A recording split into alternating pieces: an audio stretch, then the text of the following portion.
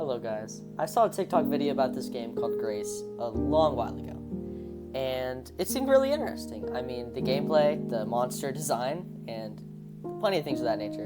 It captivated me, and well, here we are, making a video on it. So, as you can see in the description, this is a Doors type game, seeing as it's inspired by Doors, Pressure, things like that. But, as you may have noticed, it also has Pizza Tower down there. Now you're probably thinking, what does Pizza Tower have to do with the Doors game? Well, I'll tell you. This one is movement-based. And, you slide around everywhere, super fast-paced, and I personally, as you'll see by my ranking, really enjoyed it. So, I just watch and hear some gameplay while I talk about my personal rankings and what I thought about individual aspects of the game. Okay, so right off the bat, it's a horror game, right? And I think that it does the horror aspect really, really well. It's not necessarily jump scares. And what I found really cool about this is it's not really atmosphere based either. And that might be subject to change. This game is really, really new. But it is cramped. But it's so fast paced to where you don't really have time to get creeped out. Like Doors and Pressure, for example, their horror comes mostly from nothing's happening, like the anticipation. And you feel that a little bit, especially since this game's so fast-paced. When you go 7 doors without anything happening, you may feel like that for a little while. And so I find it really creative how they handled horror in this game.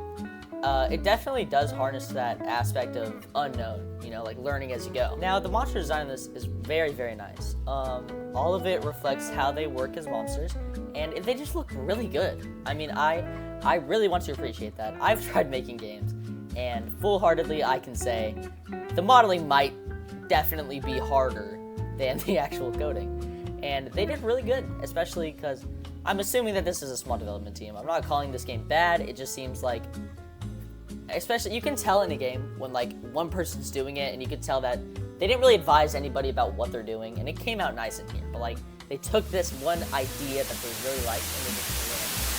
And that's what you can really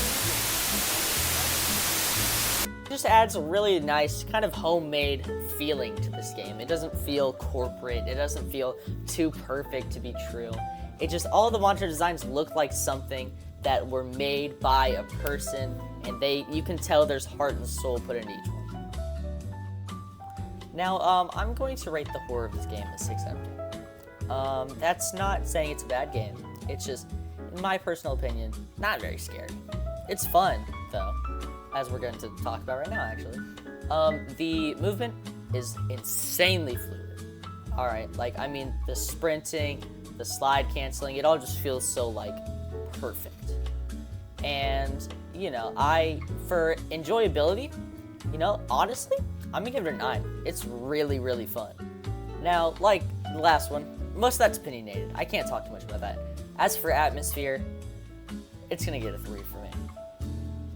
Now, atmosphere, especially in a game like this, is not very important, honestly. If this was a game more similar to Doors, it would be.